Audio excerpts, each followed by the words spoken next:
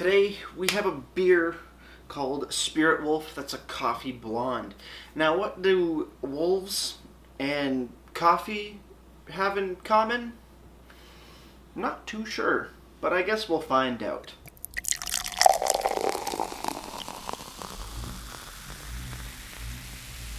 Beer, beer, beer, beer, beer, beer, beer. Hello everybody, welcome back to me, Brewing, for the Ruski Brewski review. And today the beer that I have for you guys is by the Sons of Kent. They are out of Chatham, Ontario. We have Spirit Wolf Coffee Blonde. So it's a blonde ale, I would assume, with coffee on the inside. Or, made with the beer. 5.1% alcohols by volume, no listed IBUs on the very, silvery, gray, dark grays, whitey, I don't know, colored can. Kind of cool. Geometrical wolf on the front. Pretty cool looking can. No IBUs in the can, no IBUs on the website. IBUs on Untapped, though, coming in at 18 according to Untapped. So, without further ado, let's crack this bad boy open. Let's see what it means by coffee in a blonde ale. I'm quite interested. Innocent Gun, tulip style glass. Let's pour it up. Well, it's blonde. That's one thing they got down here. Looking at the beer, a little bit of a haze on there. Not too much, but more or less clear. White head on top. That's a blonde for sure, but how's it smell?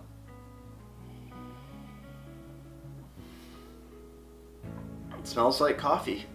Like a light roast coffee. Yeah, typical blonde, where blondes don't really have a very distinct aroma. They're sort of the lagers of the ale family, in my opinion. But this is just screaming out like a blonde roast coffee. Mild, not super roasty or dark. But that's actually pretty cool. That's a pretty cool aroma. Blondes seem to have a very clean, blank canvas for the most part. So I think this might work out. No, we don't drink beer through the nose, Ruski. What are you doing? It does have a great aroma, though. Let's give it some agitation. All I'm getting is really coffee. It's hard to get most of the other beer in here. And that just shoots up more coffee. Let's dive in.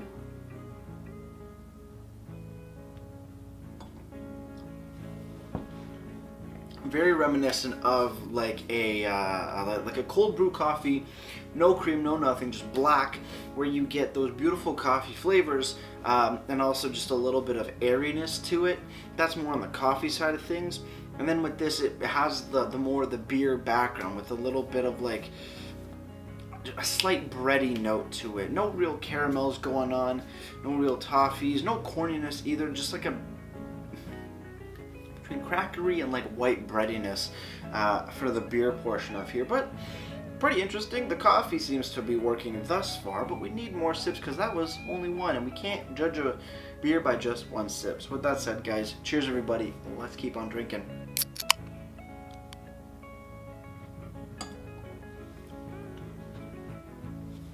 Yeah, a sweeter coffee. Wouldn't say caramel or anything, but almost like a slight, actually, vanilla cream in the beginning. Then you get your coffee notes out of there, and then you move into light, typical beer, which, like I said, it doesn't really taste like beer too much, for me at least. The coffee seems to be very present with that vanilla-y sweetness in the beginning. I don't think there's any lactose in here. It doesn't seem like there is, but I'll have to double check the can when we get to that stage. But so far, pretty interesting beer. Yeah. Cold brew coffee with a little bit of vanilla, like a cream in there. It's not a creamy beer by any means, but just the flavor of it. Moving into more of that watery coffee. And then ending on a very clean note. Yeah, pretty interesting. Let's see what the can has to say. Spirit Wolf Coffee Blonde by Sons of Kent. 5.1% alcohols by volume. What did I say? 18 IBUs on Untapped? That I did. 18 IBUs. Description. Here we go. Golden, crisp, and refreshing. This blonde ale is infused with coffee beans to impart delicate yet robust flavors and aromas that'll subtly remind you of your favorite cup of joe. Well balanced and tastefully unique, Spirit Wolf is the perfect sidekick for campfires and full moons. Now I have to agree, it does remind me of some cold brew coffee. Yeah, sidekick for campfires and moons? Yeah, it's interesting. Pretty neat stuff. I was a little skeptical when I saw Coffee Blonde, but it's working for me. Ingredients, we have water, barley, wheat, hops, yeast, and coffee. On the bottom we do have a canned on date. Oh, nope, not canned on. Best before May 1st, 2020. So good date on there. I kind of like this. Just a bit, because yeah, blondes to me, most of them have a very clean, almost like a blank canvas. So it's a good base beer to work with if you want to throw in different styles of flavor, whether it be fruits or in this case coffee. Works quite well. Obviously, I think you're gonna have to like coffee to like this beer. It's nowhere near just real coffee, like just regular old coffee, but it has like it's trying to get that sort of flavor across, just in a beer way, separate and different from your porters, your stouts, stuff like that. It's interesting. It's an interesting one. Over on the website sonsofkent.com, you go to the beer section. You can search high and low. I can't find Sons of Kent on their beer page. Maybe if I go over to the shop page, there will be something, but for the regular beer page, there is no Spirit Wolf on there. Thankfully, though, when we get to the shop page, we do have Spirit Wolf showing up. Here you just have the price and a description, which reads: a clean, simple beer kicked up a notch by infusing whole, lightly roasted coffee beans in the mix. Truly one of a kind. So yeah, I was fairly right. I was thinking light roast coffee. Yeah, I think that's perfect. I think if they went with a darker roast or a more bolder roast coffee, I think it would be a little too weird. But a light roast seems to fit perfectly with the blonde style of beer. I gotta say, yeah, definitely not going to be for everybody.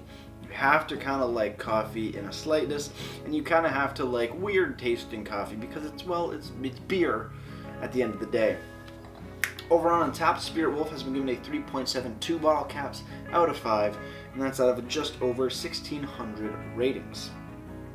And if you're wondering how much this beer costs, it costs you $3.25. Rate seems to be right at that average price. That's for the 473 ml can on the LCBO website.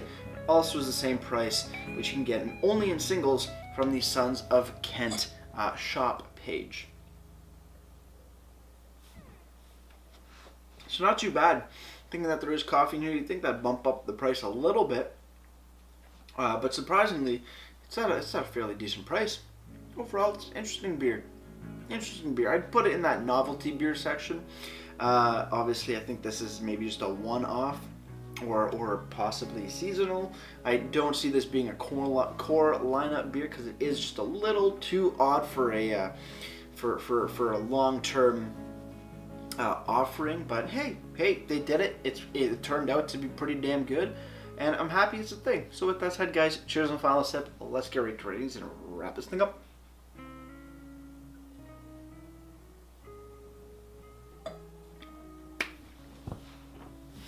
Overall, Sons of Kent with Spirit Wolf, you know what, using a blonde ale as a base to really throw in these coffee, the coffee aspect to it. Great decision. It comes across quite nicely done.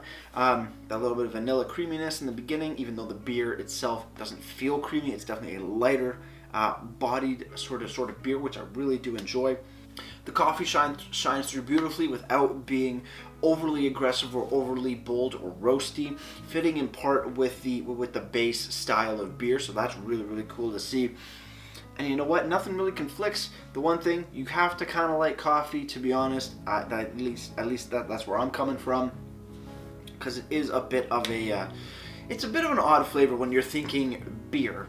But hey, you know what? It works for me. That's a good thing. I'm pretty pumped about this beer. 5.1, you can knock a few back if you really want to. If you really love that coffee flavor, but you don't want a coffee, you want beer instead, but you don't want a stout. It's a great another offering for people with those kind of needs, which is kind of cool. Overall, Spirit Wolf Coffee Blonde from Sons of Kent gets a solid 7.7 out of 10 for me. As for presentation, it's not my most favorite kind of can design, but it is pretty badass, not gonna lie. It's just not for me, but it works. Nice description of the beer itself. Ingredients list, perfect. ABV, no IBUs, but not a big deal. Best part, they do have a clearly labeled best before date. So that's awesome. As for the website, sucks how it's not on their beer page yet. But, you know, if you go to their shop page, it is there. Gives you a separate description, but doesn't list ABV, IBUs, or anything like that. But overall, a nice looking website. And if I click one of the other beers just to see what information they do give overall, they give ABV, IBU, nice long description. Looks to be some sort of video as well. I don't know if that video is for all the beers or just certain ones. Just seems to be certain ones. But hey, I can live with that.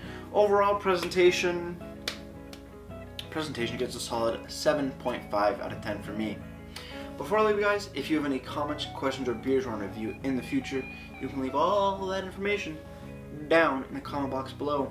If you want to go ahead and like this video or subscribe to me, Mate Brewski, it would be greatly appreciated as well. And with all that said, that's going to do it for me, Mate Brewski. Like I always say, crack a beer and enjoy. Cheers.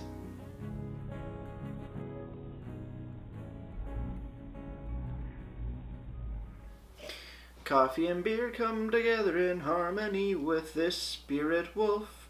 Now is this wolf inside you? You gotta decide, so pick one up and try for yourself. Cheers.